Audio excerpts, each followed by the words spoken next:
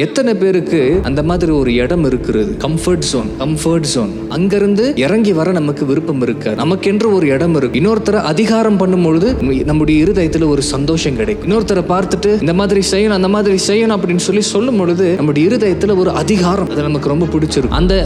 அந்த இடத்துல, அந்த சிங்காசனத்துல உட்கார்ந்து கொண்டு அங்கிருந்து இறங்கி வர நமக்கு பிடிக்காது. பாருங்க, ஏதாவது ஒரு விஷயம் இருக்கிறது அப்படின்னு சொன்னா முதல் முறை ஒருத்தருடைய கையில நீங்க அதை கொடுக்குறீங்க அப்படின்னு கேட்டீங்கன்னா அது ரொம்ப எப்படியெல்லாம் பார்க்கலாம் அப்படியெல்லாம் பார்க்கலாம்னு சொல்லி எல்லா விதத்திலும் எடுத்து பார்க்க ஆரம்பிச்சிருக்கணும். அதே மாதிரிதான் அதிகாரம் இவர்கள் பார்த்த உடனே இந்த அதிகாரம் நமக்கு வேணும், தொடர்ந்து இருக்கணும்னு சொல்லி தேவன் சொன்ன கட்டளைக்கு விரோதமாக செயல்பட தொடங்கினார். நல்ல ஒரு காரியத்தை புரிந்து கொள்ளுங்க. ஆனா நம்ம ஒரு இடத்துல உட்கார்ந்து கொண்டு எஜமானர்கள் அப்படின்னு நாமே எடுத்துக்கொண்டு அங்கிருந்து இறங்குறதுக்கு நமக்கு மனமே இல்லாமல் இருக்கிறது பாத்தீங்களா?